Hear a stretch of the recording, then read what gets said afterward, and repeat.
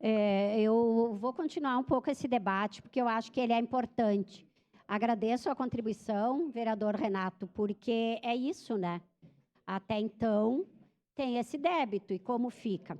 Mas outra discussão que eu acho, quando se fala em regularização fundiária, eu já falei isso em outros momentos nessa casa.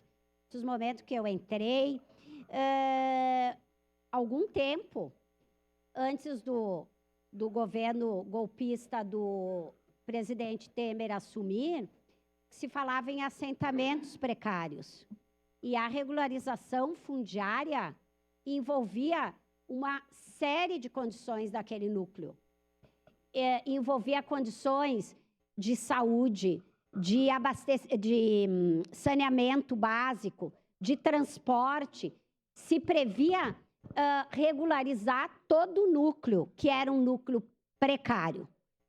Hoje, eu lembro, né, e sempre teve essas 3 áreas quando se fala em regularização. A jurídica, que vai dar uma segurança jurídica, um endereço para aquele morador, que ele é importante, a segurança jurídica, mas tinha também a questão física, que é de tu congelar aquelas áreas e não permitir mais puxadinho, isso e aquele outro, e a questão social, porque tinha muitas pessoas que, se tu remover daquela área para uma outra área, ela perde trabalho, perde uma série de coisas.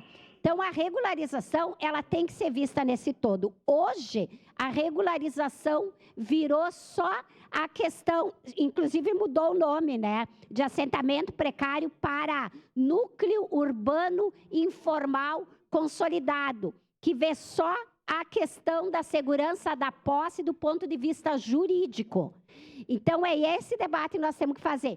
É uma parte importante? É, mas as outras questões sociais, de precariedade do núcleo, devem ser enfrentadas quando se discute uma política habitacional.